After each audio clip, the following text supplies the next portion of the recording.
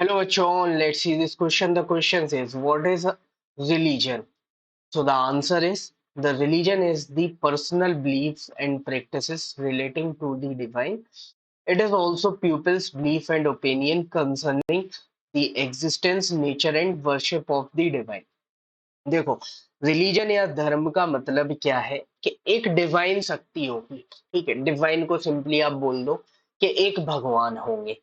अब वो भगवान कौन है वो आप डिसाइड करोगे। किसी के लिए वो भगवान राम हो सकते, किसी के लिए कृष्ण हो सकते, किसी के लिए अल्लाह हो सकते, तो किसी के लिए जीसस हो सकते। तो वो आपका पर्सनल बिलीफ है। यू विल डिसाइड कि वो गॉड कौन होगा, वो आपका पर्सनल बिलीफ होगा।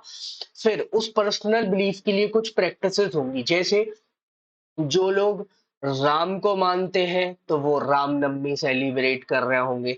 जो कृष्ण को मानते हैं तो वो जन्माष्टमी मना रहे होंगे।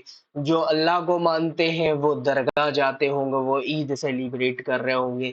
ऐसे ही जो क्रिश्चियनिटी को फॉलो कर रहे होंगे तो वो अपना क्रिसमस सेलिब्रेट करते हैं। तो सबके अलग अलग प्रैक्टिसेस हैं, अलग अलग बिलीफ्स हैं, लेकिन ये किसके बेसिस पर डिसाइड होती है कि इंडिविजुअल के बेसिस पर।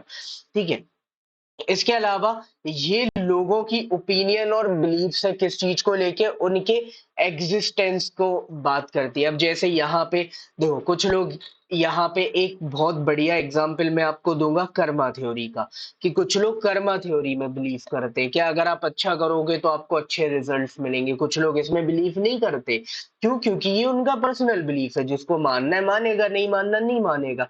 ऐसे ही कुछ लोग एग्जिस्टेंस में कैसे बिलीव करते हैं कि अगर हम भगवान की पूजा पाठ करते रहेंगे तो वो हमें खुश करेंगे, प्रमोट करते रहेंगे। एग्जाम्पल के लिए, आप सुबह से जब एग्जाम देने निकलते हो या कुछ भी, तो आपके घर में तुरंत मंदिर में जाने के लिए बोला जाता है, पूजा की जाती है। क्यों? क्योंकि वो आपका रिलीजियस बिलीफ है ना। तो आप भगवान किस तरीके से पूजा कर रहे हो, कैसे उसको मान रहे हो, ये सारी चीजों को अगर आप कंबाइन कर दो तो इन सब से ही मिलके आपका क्या बनता है? रिलीजन। तो ये रही आपकी डेफिनेशन रिलीजन की स्क्रीन पर। और जो मैंने आपको एग्जांपल्स दिए उन सबको एक साथ कंबाइन करो तो आपका बन गया रिलीजन। तो आई थिंक आपको समझ में आ गया होगा। Hope you understood it well. Best of luck. Thank you.